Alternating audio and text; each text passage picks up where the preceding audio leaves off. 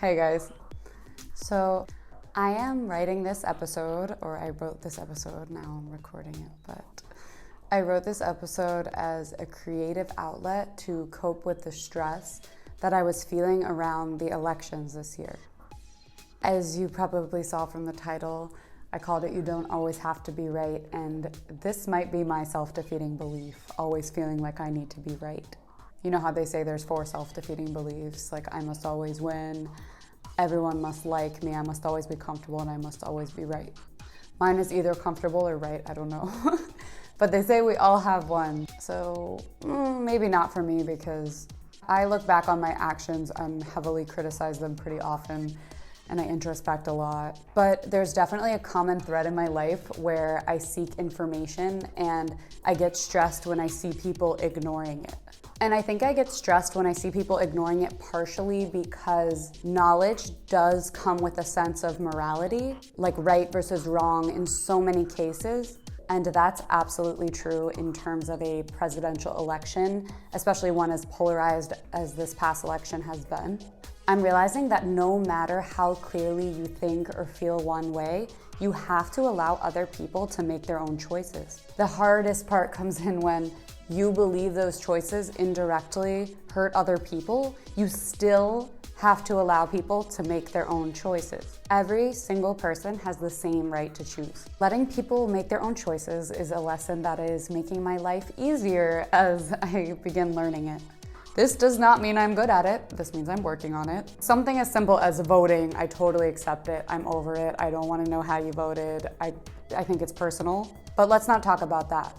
Let's talk about the other things where we just want to jump in and correct people to what we believe is correct, as in times when people are toting hurtful ideology, agreeing with rudeness, or when people are complicit with what we see as cruelty, or pretty much any situation where we feel strongly that our opinion is right. I have made no progress in not getting stressed when I hear things of this nature. For example, close to election day or on election day, when I heard that Madison Cawthorn was elected to Congress, I got so stressed out from the things that I had heard about him, and of course social media amplifies it. For example, he posted an Instagram visiting Hitler's vacation home, in which he stated in the caption that doing so was on his bucket list, and he referred to Hitler as the Führer. I'm not crying, you're crying. Also, this person openly states that he is highly conservative on issues of racial justice.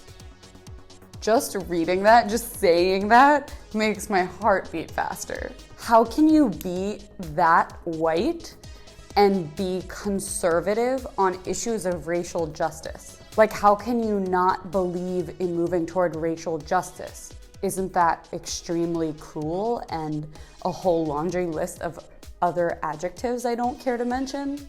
Like, how unaware could you be of your own privilege that you don't care about making things better for people who haven't enjoyed the same privilege? And that makes my blood boil. But what does my anger accomplish? Nothing. It just eats me and it doesn't build a better tomorrow. I and any of you that feel similarly when you hear things like this have to let go of the anger and continue behaving in alignment with our values. Literally recite the serenity prayer, accepting the things you cannot change, when you read stuff like that, because allowing yourself to get emotionally worked up about something that already happened is counterproductive if you can't change it. Maybe let's jump off the topic of politics as quickly as we jumped on it, because I don't want to get into it for obvious reasons. Let's bring it to a personal level when people say and do things in front of you that you don't agree with. So you want to be right by teaching them to change. Growing up, I had a habit of correcting people anytime they said or did anything that I perceived to be wrong. I felt like I was making the world a better place by correcting every misstep, even every insensitive or hurtful word I ever heard anyone say. Within reason, and depending on who the person is to me, I will still correct them the first time, especially if the thing was really offensive. I'll call it out when appropriate, but then I'll get upset when my advice was not received and I hear it again a second, a third, a fourth time, or I see the behavior again. The bottom line is that it's not my place to tell someone else how to live. If they refuse to adjust to make me more comfortable, I need to adjust or leave. Because even though what I suggested is what I believe is the right thing to do in general, it's still subjective.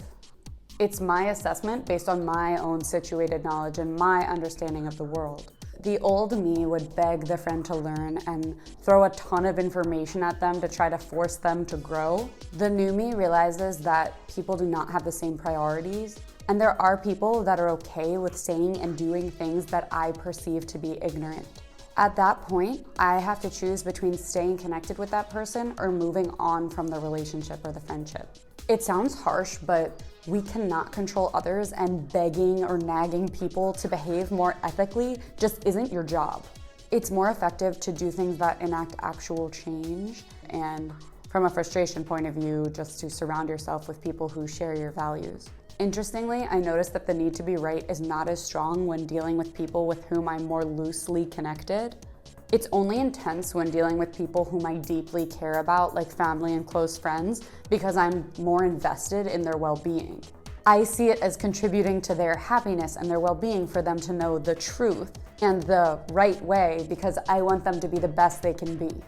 And let's use a non-controversial fake example. So let's say someone who's not really connected to me says, I'm gonna go live in space. I just sip my tea and say, well, that's none of my business. But if someone I know and care about says it, I'll immediately begin worrying about their access to food, water, oxygen, shelter, and human interaction if they go to live in space.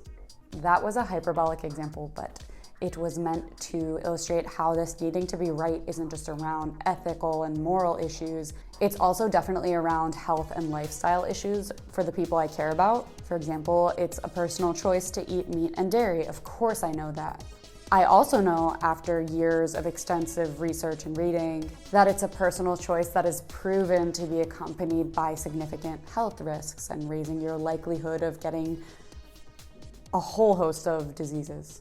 Almost every preventable disease. So when I see someone I love eating meat or dairy, I assume they're doing so knowing it's a health risk, just like smoking cigarettes or consuming a ton of processed sugar. I struggle to keep my mouth shut when the ignorance piece comes into play.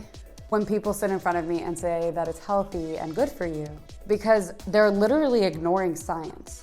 10,000 thoughts enter my mind when I hear something like that, and I just want to open a projector and begin my PowerPoint presentation to convince them that they are victims of marketing, culture, and social habit that will ultimately destroy their health and quality of life far before their time to age like that. So how can it not drive me crazy if some of the closest people to me tell me about their health problems, but refuse to quit the behaviors causing them? When they prefer to take medicine to treat chronic illness rather than preventing the illness altogether. Keep in mind, medicine treats symptoms, it doesn't treat the problem. The problem's getting worse, you're just dealing with the symptoms. Also, medicines come with side effects too, so you're hiding the symptoms of one problem while that problem gets worse, and then you're also bringing in new problems caused by the medicine. What I do now is I say my piece non-judgmentally. I offer the information because I love and care, and I believe that knowledge and access to information is critical and that everyone should have it. If after telling them they choose not to accept it, then I have to let it go, because it's not about being right. It comes down to letting people live their lives the way they want to live them and reciting the Serenity Prayer. So that's all I have for you guys today. If you like this episode, please don't forget to like and subscribe to my channel, as I release a new video almost every Thursday at 4 p.m. Eastern Standard Time. So there's a lot of talk to come soon. Bye for now.